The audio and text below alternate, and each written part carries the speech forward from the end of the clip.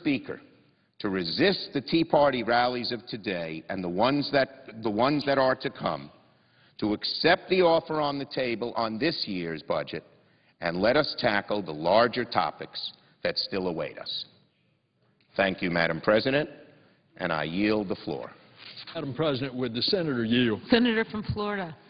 Would the Senator please yield? I'd be happy to yield to my friend from Florida. Just to a question.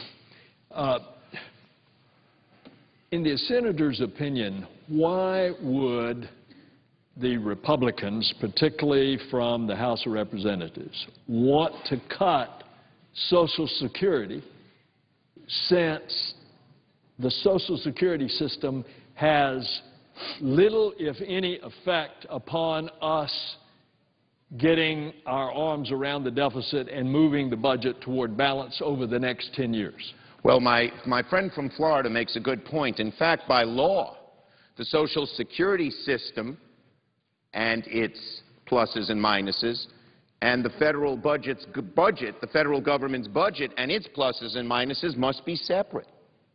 So by definition, by law, the two are separate.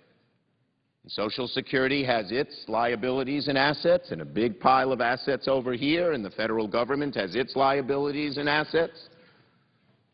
And the twain don't meet.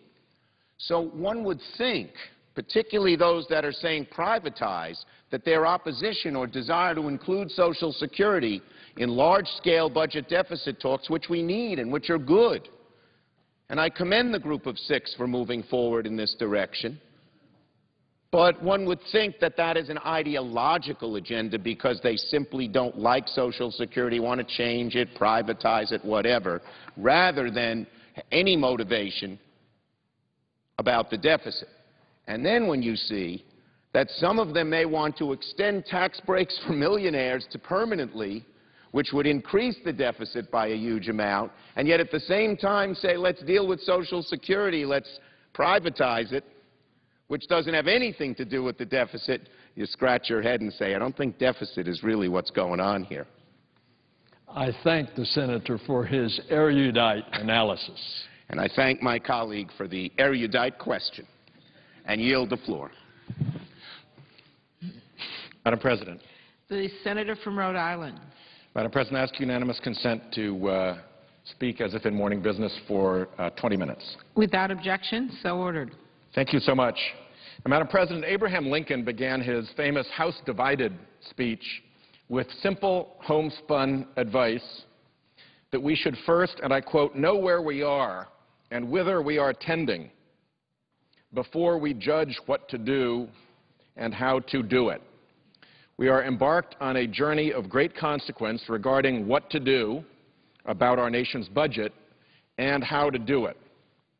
This is a vital conversation. We simply must reduce our annual federal deficits and our nation's debt. But it would seem wise at this important time to take President Lincoln's advice and examine where we are and whither we are tending as we go about making these decisions. So I will touch on a few factual landmarks that may help orient us to where we are and help us learn whither we are tending. The first and the most obvious thing is that we've just weathered the worst economic crisis since the Great Depression. Few of us who were here then, I know the presiding officer was here, I think we will never forget the animal fear and the desperate urgency displayed by Treasury Secretary Paulson and Federal Reserve Chairman Bernanke as they, having looked into that abyss, came into this building, to the LBJ room right over there, and pleaded for our help to save the world economy. We are now past the worst depths of the financial and economic crisis, and as this chart shows, the economic recovery, measured in jobs, is proceeding, though all too tentatively and all too slowly. In Rhode Island, for instance, we're still at 12% unemployment in the Providence metropolitan area and over 11% statewide. So to Lincoln's question, where are we? Well, gradually trending in the right direction, but no one can yet rule out a double dip back into deeper recession. into this gradual and tepid recovery, the Republicans want to inject H.R. 1. Well, what can we know about that? Mark Zandi, the economic advisor to Senator McCain's 2008 presidential campaign, says that this legislation, the House bill, will cause 700,000 job losses. That wipes out about half of the recovery, if that number is correct. Goldman Sachs, the Wall Street investment bank, says that that bill, H.R. 1, could lower GDP growth by 2 full percentage points in the remaining 2 quarters of the fiscal year. Now, Goldman Sachs, they are no fools where economic numbers are concerned, and it would be a perilous choice to dismiss their warning. Our present rate of economic growth is only about 3%. So reducing that by a full 2% over a year, again, could wipe out more than half of our economic recovery. And of course, economic growth correlates to federal revenues. So the cuts damage to economic growth, in turn, create revenue loss, so there would be less deficit reduction. So that's one landmark of where we are. We're in a too slow economic recovery from what was nearly a second Great Depression, and we face a bill from the House that threatens that too slow recovery. Another mark of where we are and whither we are tending relates to the balance between regular Americans and corporate America's respective contributions to our nation's revenue. In 1935, regular Americans and corporate America evenly split the responsibility to fund our country's obligations. Then, in each of these indicated years, it broke through the following ratios.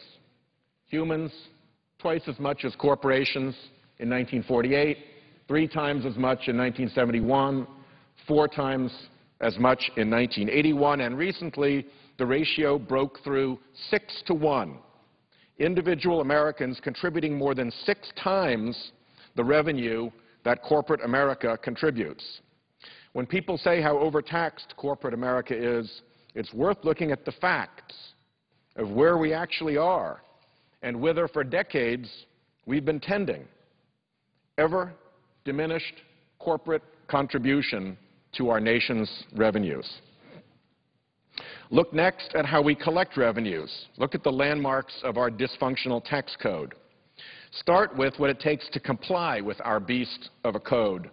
The National Taxpayer Advocate, an independent office within the IRS, has calculated that Americans spend 6.1 billion hours of time engaged in tax compliance each year.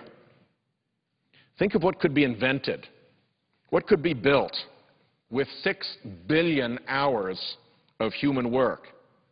Instead, all consumed every year in the economic deadweight loss of tax compliance. In terms of where we are, that is an important fact, and it's an abysmal place to be. Let me take you to another place. Here is a picture from our Budget Committee Chairman, Kent Conrad, taken in the Cayman Islands. This nondescript building doesn't look like much. It certainly doesn't look like a beehive of economic activity, but over 18,000 corporations claim this building as their place of business. Gives a whole new meaning to the phrase small business when you think of 18,000 corporations claiming that building as their place of business. As Chairman Conrad has pointed out, the only business going on here is funny business, monkey business with the tax code, tax gimmickry. This is estimated to cost us as much as $100 billion every year. And for every one of those dollars lost to the tax cheaters, honest tax-paying Americans and honest tax-paying American corporations have to pay an extra dollar or more to make up the difference. Here's another building with a tax story to tell about where we are as we look at our budget debate. This is the Helmsley Building in New York City. This building is big enough to be its own zip code, so that the IRS reports of tax information by zip code can tell us a lot about this building. Here's what this building tells us from actual tax filings.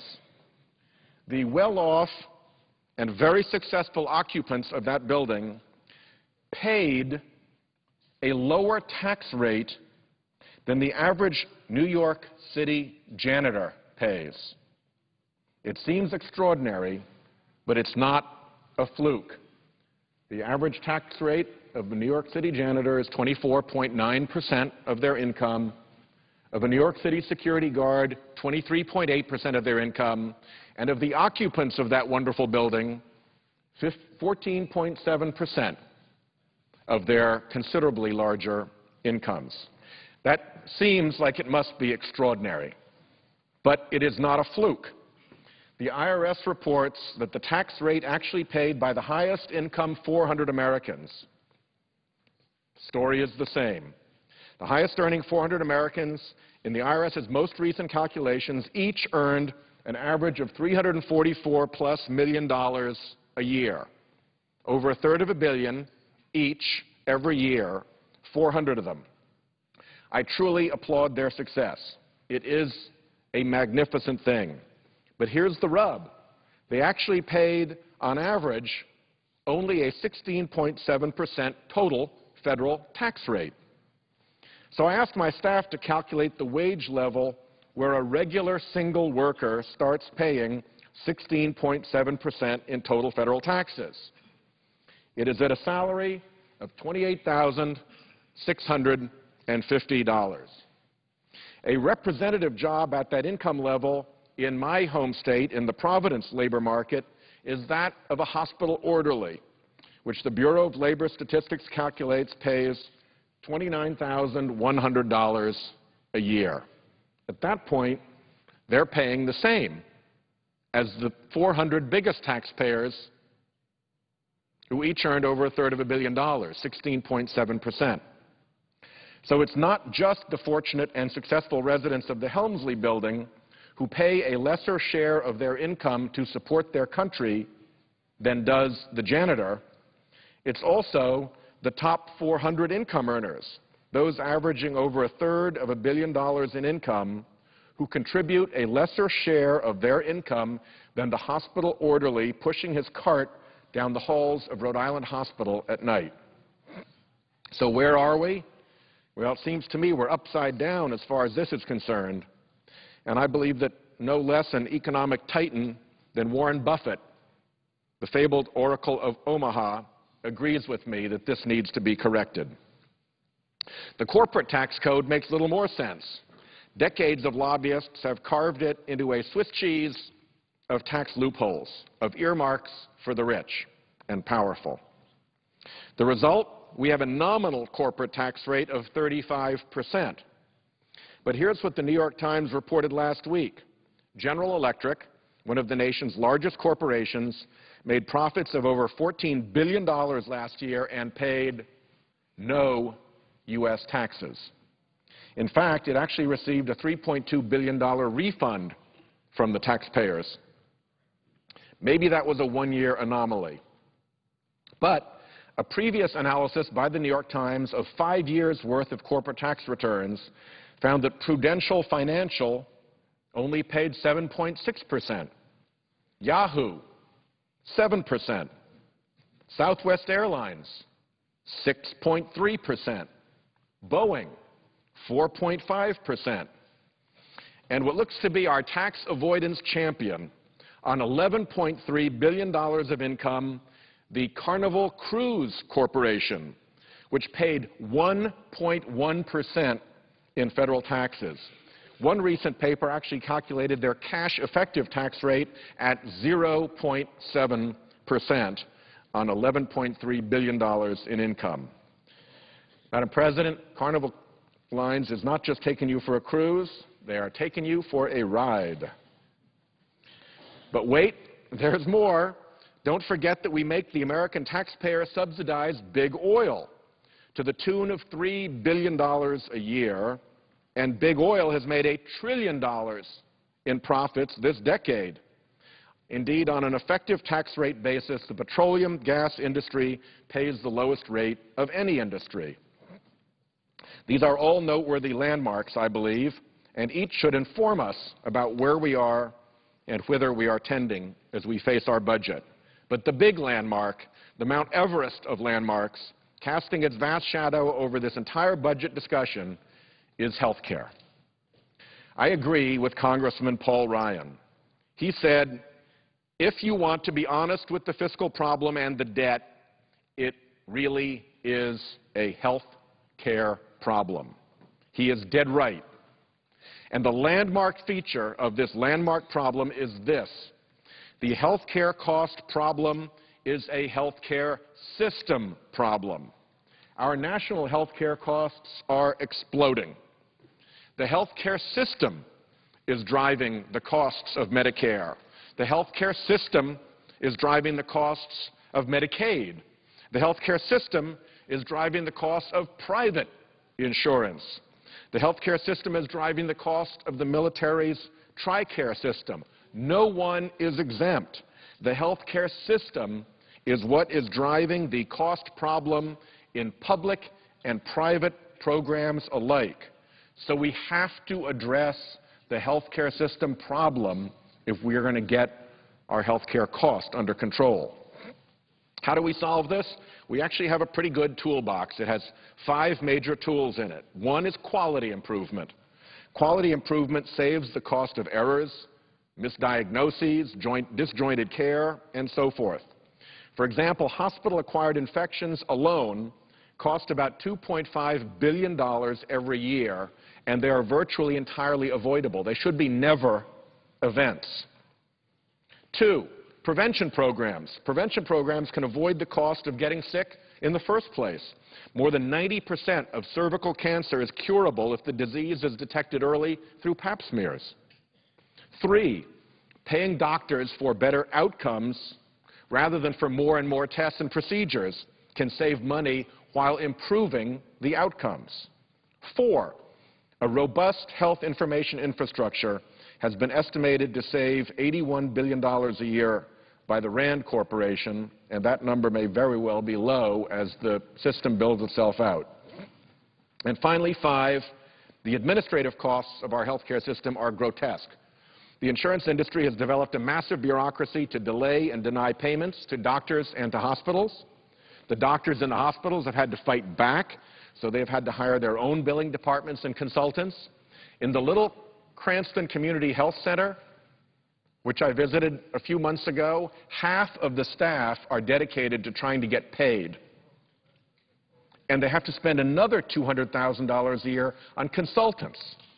All of that, the entire war over payment between insurers and hospitals and doctors, adds no health care value, 0. We've heard that on the private insurance side, anywhere from 15 to 30% of the health care insurance dollar gets burned up in administrative costs. We know we can do better because the costs of administering Medicare are closer to 2% of program expenditures.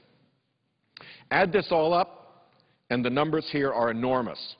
The President's Council of Economic Advisors has stated that 5% of GDP can be taken out of our health care system without hurting the health care we receive. That's about $700 billion a year. The New England Health Care Institute says it's $850 billion a year. The well-regarded Lewin Group has estimated the probable savings at $1 trillion a year, a figure echoed by former Bush Treasury Secretary O'Neill. Not only are the numbers enormous, but the results are a win-win. Consider the 5 strategies: higher quality care with less errors and infections, prevented illnesses so you don't get sick in the first place, secure, complete health records that are there when you need them electronically so your doctors, your lab, your pharmacy, your hospital, your specialists all know what everybody else is doing. Payment to doctors and hospitals based on keeping you well and getting you well rather than on giving more procedures and things to you. And finally, not so much infuriating insurance company bureaucracy hassling both patients and doctors. Those aren't bad outcomes even without the savings. So What do we draw from this if we keep all these landmarks in mind, landmarks of where we actually are in this budget debate? Well, our colleagues on the other side, particularly our House Republican colleagues, say that they are determined to reduce our annual deficit and our national debt, that it's their top priority. But in evaluating that claim, look at H.R. 1, which spends all its cost-cutting fury on only 12% of the budget, the non-security discretionary spending, and 0% on the revenue side. If they are really serious about deficit and debt reduction, why risk destroying 700,000 jobs when job destruction only adds to the deficit and to our debt through lost economic activity and revenue? If they are really serious about deficit and debt reduction, why is not one corporate tax loophole on the chopping block? Not one. Why is the tax code off limits in this discussion as it burns up $6 billion of our precious hours every year and makes that hospital orderly pushing the cart down the linoleum hallway at midnight pay a higher rate than those fortunate and able Americans who made more than $1/3 of $1 billion each in a single year? If we're really serious about this, if debts and debt are really the most important thing that we face, why is there no discussion of corporate America's ever-diminishing contribution as a share of our national revenue? If our friends are really serious, why is there no plan for even one of the 18,000 corporations in that phony baloney headquarters in the Cayman Islands to pay its proper taxes? And finally, if they're really serious, why is there so much pure political nonsense about Obamacare and socialized medicine instead of a mature discussion about using and improving the tools in the health care bill to address our grave national health care system problem? Further, why is it necessary to throw Planned Parenthood and Head Start and every single idealistic young kid in City Year and Teach for America under the bus? Not one kid in American school doing Teach for America can be spared, and yet we must keep our full deployment of 57,000 troops in Germany? Is it necessary to single out the Environmental Protection Agency for the gutting that polluters long have lusted for? Why go after Social Security, which has never contributed a nickel to America's debt or deficit? It just seems to me, Madam President, that until just one corporate tax loophole is on the table, until just one subsidy to big oil is on the table, just one subsidy to big agribusiness, until we're even beginning to talk about billionaires contributing federal revenue in the same share of their income as that hospital orderly, and until our friends are not so casual about threatening 700,000 jobs and perhaps $20 billion in related tax revenue, until the cuts and all those riders in H.R. 1 make it something other than a Republican Trojan horse of political favors and ideology, then count me a skeptic about their real priorities. I've always found that you get a better read looking at what people actually do rather than just believing whatever they say. And if you look at what H.R. 1 actually does, it's the same old Republican agenda: attacking programs that help the poor, attacking women's right to choose, attacking national voluntary service, helping polluters get around public health measures, reducing the share of revenues paid by corporations and very high-income individuals. It's the same old song.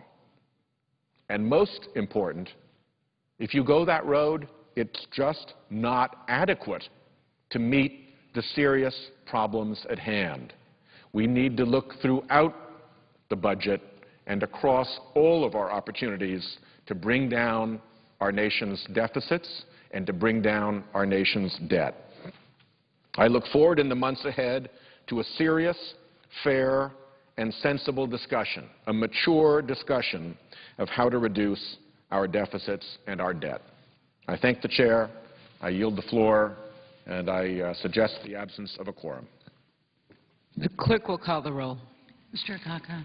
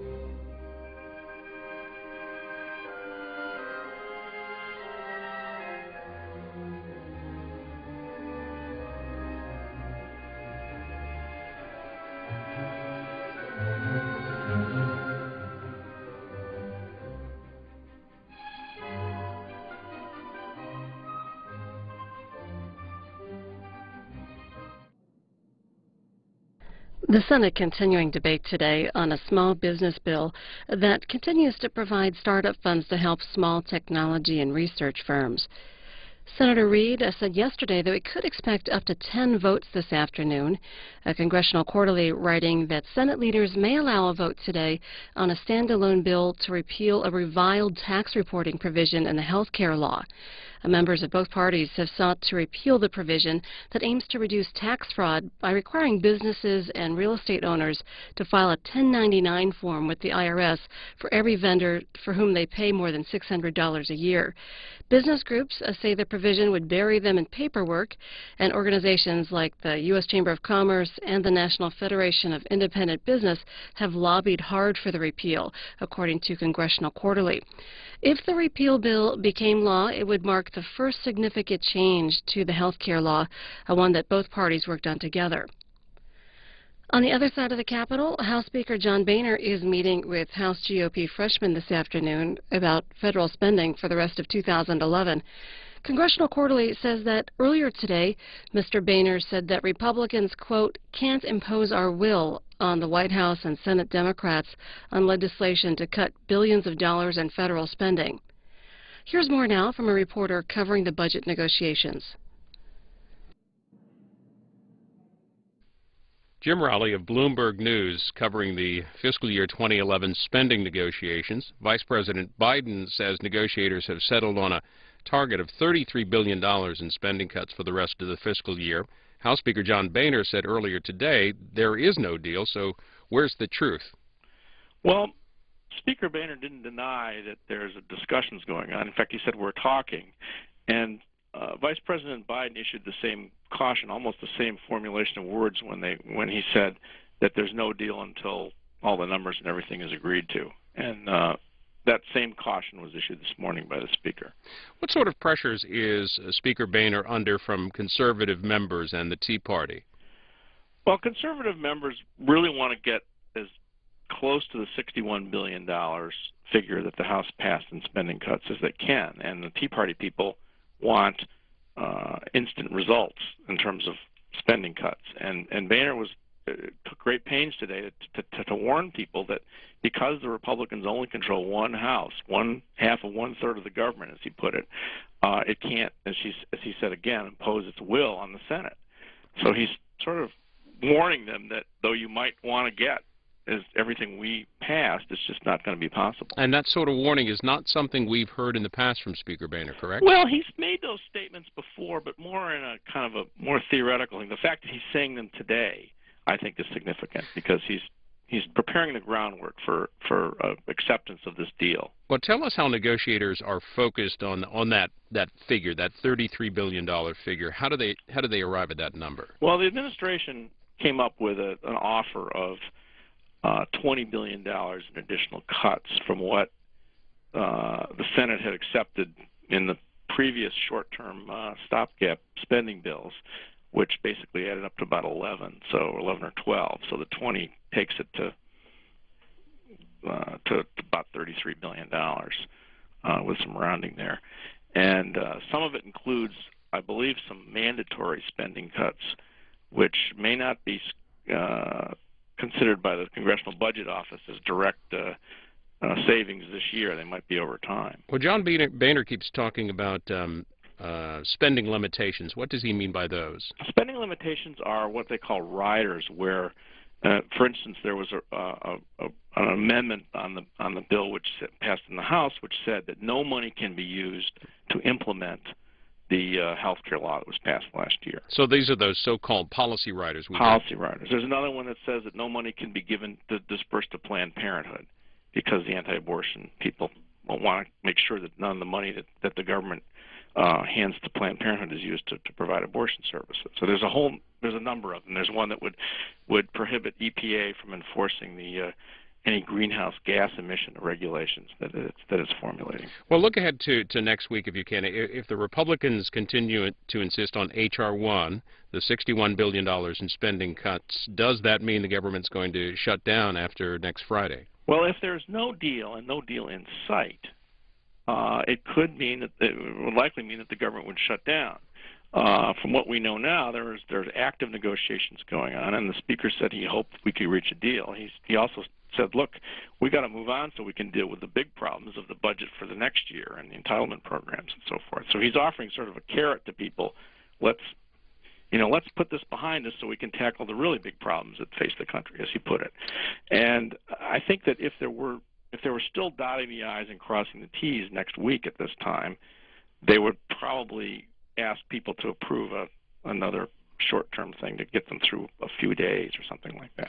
Jim Rowley of Bloomberg News with the latest on the fiscal year 2011 spending negotiations. Thanks for that update. My pleasure.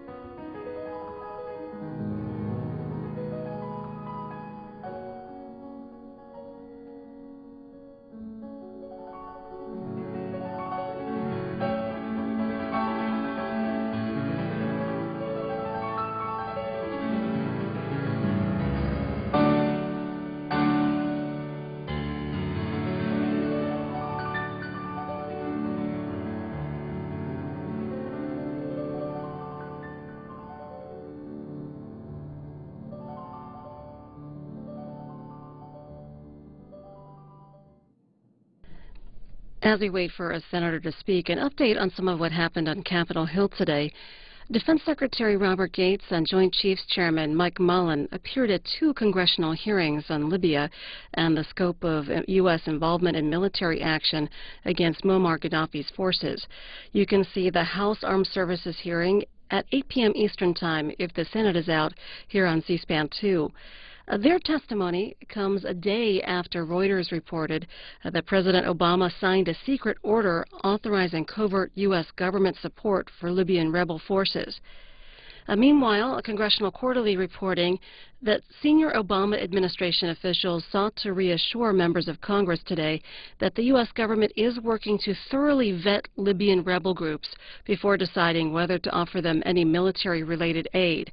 The question of providing direct assistance, including weapons, to the rebels fighting to oust Libyan autocrat Muammar Gaddafi has divided lawmakers as well as administration officials in recent days.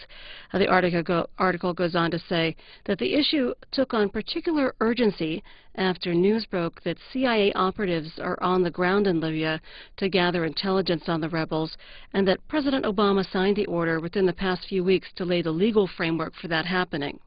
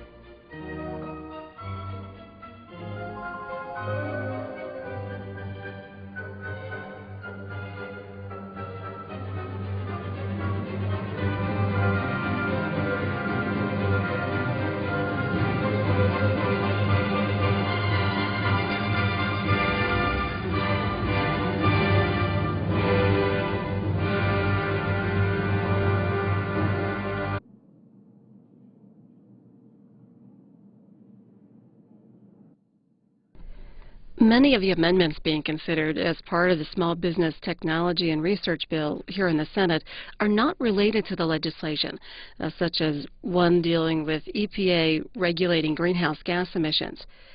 Democratic leader Harry Reid says there could be up to 10 votes in the Senate this afternoon. Meanwhile, funding for the federal government runs out on April 8th. House Speaker John Boehner said today that negotiations continue on spending for the rest of this fiscal year, but there's no final deal. But at today's White House briefing, Press Secretary Jay Carney says there has been some progress with congressional Republicans. On the CR, you guys usually say you don't want to negotiate in public, so why did Vice President Biden last night announce the number as if it's a done deal in order to, was this a way to sort of put Speaker Boehner on the record to say no deal? No, I think if you look at what the Vice President said, which the Speaker echoed, is that we have agreed on a target number and that nothing is agreed upon until everything's agreed upon. I think they both use that phrase probably, and I think that the Vice President was simply demonstrating that progress is being made, that a lot of work needs to be done, but that the American people should take heart in the fact that people are rolling up their sleeves and trying to get this done. And we, we understand that there are issues that need to be resolved, and that there's not a lot of time here to waste. And disappointed that Speaker Boehner said there's no agreement. No, he said that I mean, what the Vice President also said, there's no agreement on until everything's agreed upon, but there is a target number. And you feel like they're in agreement in what they said in that way? Yeah, I think that the Speaker echoed what the Vice President said, and neither the Vice President, well, I will speak for the Vice President. I know the Vice President would not disagree with the idea, and did not last night, that there are hurdles to clear before we get from here to a deal, but that there is progress being made. And look, the number is significant, but it is not the matter of sole significance. There is the content of how you get to that number that's very important and obviously needs to be fully negotiated. Carol. But Speaker Boehner is saying that there is no agreement on a number, where the Vice President is saying there is an agreement on a number. So if Democrats... I think what the Vice President said is there is a target number that we have... and the Speaker is saying that's not well, the case. that's not how I read what he said. I think that what we... He said there's no agreement on numbers. Well, but I think... I don't want to interpret what the Speaker said. What I believe is that the Vice President made clear, and we have made clear, that obviously we do not have a deal. But there is a target number from which the details can be worked out. And look, let's just say that is the target number. It represents quite substantial movement by the President and the Democratic Party, and we believe also necessary movement by the Republicans, because look, I'm not going to negotiate the final deal here, and it's obviously possible that, like I said, there are hurdles to get there, that a deal will not be made. But what is clear is that the issues that remain to be debated are not about. I mean, look, we have a very large budget. I don't think the American people will be very satisfied with their representatives in Washington if they can't reach an agreement in a budget our size, the size of the United States budget, over a few $1 billion. So the number should not be the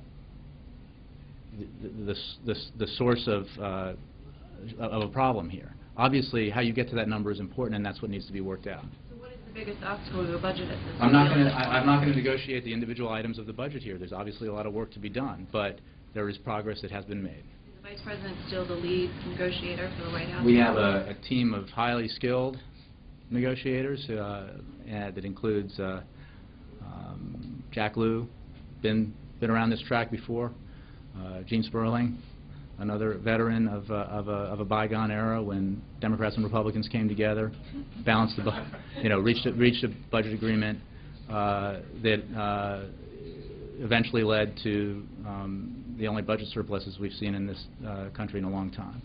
And but obviously the Vice President's very engaged, the President is very engaged, and everybody's a player. The President asked him to go last night. We all serve the President.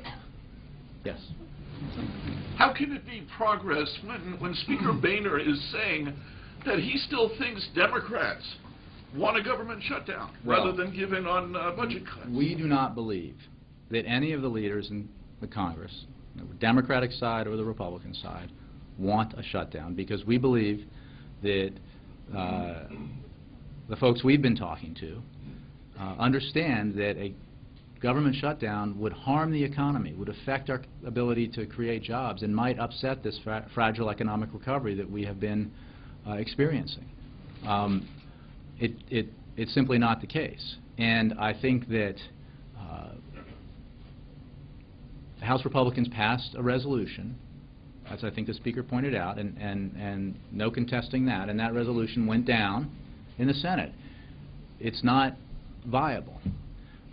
Senate Democrats put forth a bill that did not pass. It's not viable. We are now finding common ground. That is the goal of these negotiations. Vice President Joe Biden said congressional leaders had settled on a tentative $33 billion figure for spending cuts in fiscal 2011. House Speaker Boehner says that number was not etched in stone. Meanwhile, Massachusetts Republican Scott Brown talked about spending on the Senate floor today. President, and I enjoyed the previous speaker's presentation. Mr. President, I come to the floor today to talk to you about the ongoing negotiations between the White House, Speaker Boehner, and my colleagues here in the Senate regarding the appropriations for the current fiscal year. Since the beginning of the 112th Congress, the House and Senate have been trying to find common ground to finish the appropriations for FY 2011. And instead of reaching a long-term compromise, we passed no fewer than 6 short-term continuing resolutions. Not only does that disrupt our military men and women trying to serve, but also every other facet of government and people's lives throughout this great country. 6 funding resolutions that provide little in the way of responsibly addressing our staggering deficit. Little certainty with our trading partners, and absolutely no certainty whatsoever to the world market in terms of our ability to manage our nation's finances. Sadly, rather than reaching a workable, bipartisan solution, responsibly addressing our staggering deficit, which is expected to reach $1.5 trillion this fiscal year, our leaders have repeatedly given us false choices between continuing resolution proposals that either don't go far enough to reduce federal spending, and proposals that I feel establish the wrong priorities for me and my state and many other people as well throughout this chamber. And I feel and many of the choices that were made disproportionately affect low-income families and seniors. One of my Senate colleagues, Mr. President, if you remember, has characterized this process as, and I quote, Hobson's choice, end quote. And I agree. The world right now is looking for 2 things. The world markets, the financial markets, and the people that invest in this country are looking for 2 things. They're looking for us to do a lean and mean budget. Get our fiscal and financial priorities in line right now. That's what they're looking for. Then they're also looking for us to tackle entitlements, whether it's, military, obviously, Social Security, Medicare, Medicaid, et cetera.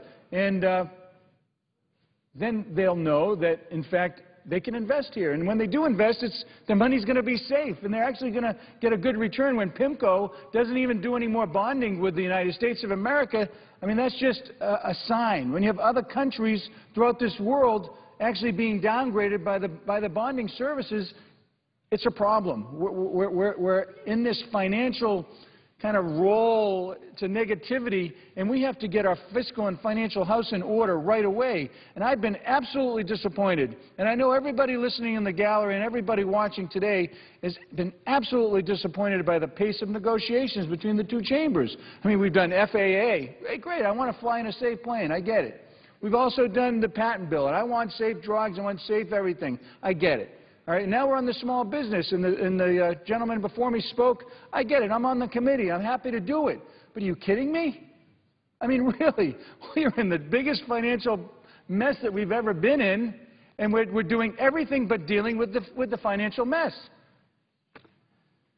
So here we are. We're at a 14. When I got here, just for the people listening, $11.95 trillion national debt. It's over $14.3 trillion and counting. It's an historic deficit, and unfortunately, despite passing 6 different FY 2011 CRs, each with an understanding that passage would move our negotiations further along, we're once again faced with the likelihood of a government shutdown. I never, ever thought I would be a United States Senator from Massachusetts and come here and say, oh, my gosh, I was actually here when they actually shut down the government. I wonder what it feels like. What do I tell the staff? What do I tell all the people back home? I'm not going to participate in that. I'm going to be a problem solver. I'm going to be one of the guys, I don't care if you're liberal, you're conservative, you're Republican, you're Democrat, I don't care what party you're from, I'm going to come here to find solutions and try to avoid any type of government shutdown because, you know, I don't want one. No one I'm talking to wants one. So what does that mean? We have to actually get these negotiations in perspective. We actually have to express to our leaders, as I just did, that, hey, I'm concerned. I want to make sure that we start to tackle these very real issues. And while the federal budget is only a small part, I mean, gosh, I can't tell you how many, Senator Carper's right over there, how many times have we been in a committee hearings now and they're talking about wasting billions and billions and billions of dollars, $76 billion just through one program that we're attacking. I was in the military budget hearing the other day, $104 billion over budget for one weapon system. Are you kidding me? I mean, really, it's just phenomenal. So here we are, we're debating cutting, I guess, 61, give or take, $billion on the one hand, but we don't have a problem with basically going over budget $100+ billion in various programs and wasting various billions of other dollars. So on the one hand, we're fighting about really this, which is a small, minute part of what we're doing. On the other hand, we're giving away the money. There was just a report that came out that says we're wasting billions of dollars just for duplication, you know? Why don't, then, executive order number 1, let's fix it. So we don't have to worry about this. That money that we save could be used for the seniors, for the kids, for the Pell Grants, for all the things that people are fighting about right now. I will say, however, that a government shutdown absolutely serves no purpose and is in no one's best interest. It's not in our country's best interest, it's not in the workers' best interest, and it's absolutely not in the global economy's best interest. And I, for one, stand ready to work with any senator or any congressman or any member of the administration who wants to get together and solve these very real problems. I will say, however, I am encouraged about the recent developments in the negotiations of the news breaking yesterday that a possible deal is close.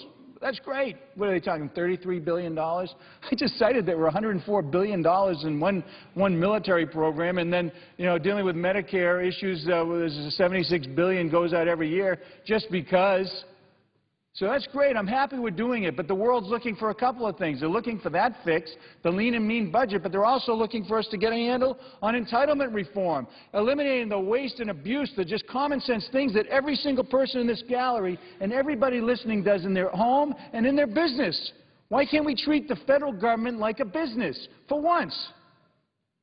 Just makes no sense to me. I'm sorry. I know I'm not the new guy anymore. I can't say that. You're the new guy, Mr. President. Congratulations for being Mr. President today.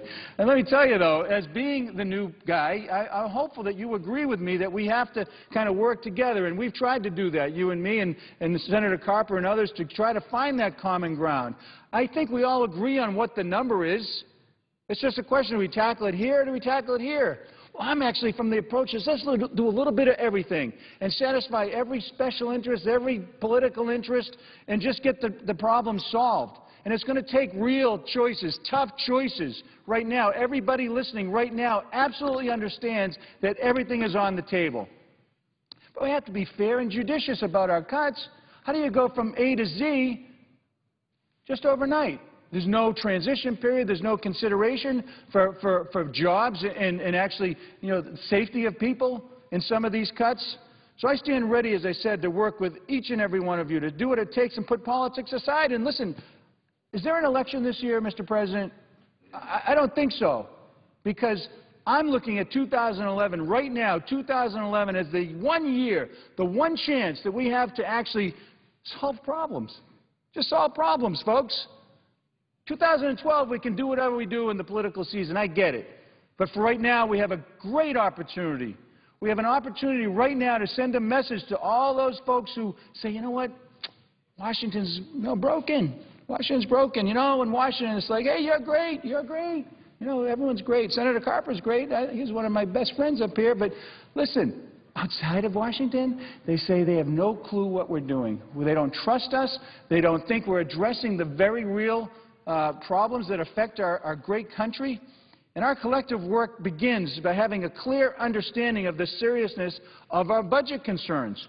Now, I know we've had those bipartisan meetings. I'm so encouraged as a relatively new member that we've had about 60, 65 people come together to hear what the number is. Is it fact? Is it fiction? Is it real? What is it? We agree that we're in trouble. So why are not the leaders of this great country all leaders? There's plenty of blame to go around, folks. Why aren't they getting together and really seriously letting us know what the priorities are? Why doesn't the President call my office or your office or anyone else and say, you know what, Scott, these are my priorities, Scott. I challenge you to work with me to get them done. What are his priorities for cuts? Does anyone up there know? I don't know. Because if he called me or if he called you, I know we'd give him certainly the respect that the office deserves, and we would actually go out and say, you know what, I'll work with my colleagues, Mr. President, or Mr. Leader, or Mr. Minority Leader, and we'll actually find those common things that we can do. We could start by the report that just came out and eliminate all that duplication. Some instances, I don't want to misquote, but I think it was like 26 agencies doing the same thing. Are you kidding me? Well, I believe, you know, that the responsibility that we've been given is huge. Look at these young people here. You know, a lot of them came to the basketball. We had a charity basketball game last night, Senator Thune and I, and a lot of the young pages came, and it was so exciting to see their faces, and they're so excited to be here. Every one of these young people is saying, oh, my gosh, I'm in the United States Senate. I'm in the United States Senate working here for these people. We look up to them. We expect them to do better and be better. They challenge us on a daily basis just by those bright eyes. The fact that they're out back studying each and every free second, some more than others, I might add.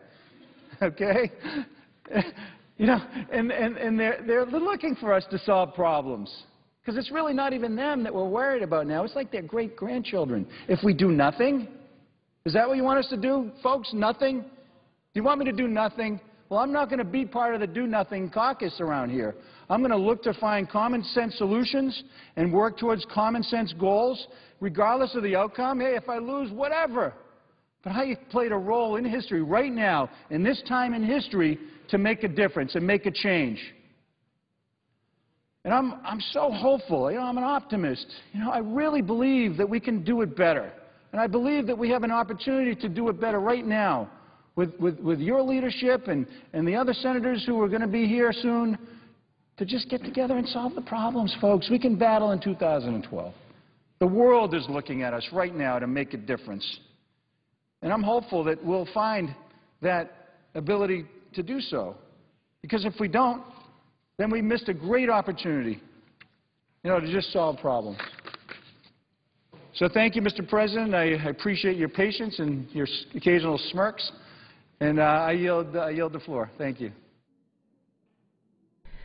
The House is working on a long-term extension of Federal Aviation Administration programs today, considering some 33 amendments to the bill.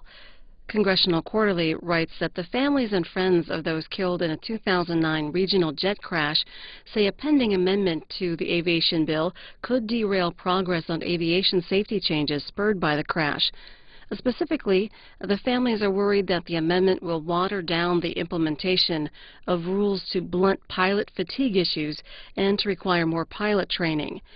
The amendment by Bill Schuster, a Republican of Pennsylvania, would require that the FAA consider in detail how the proposed regulation would affect different segments of the aviation industry and tailor them to those segments before it can be implemented. The House is scheduled to vote on amendments shortly. You can watch them on C-SPAN.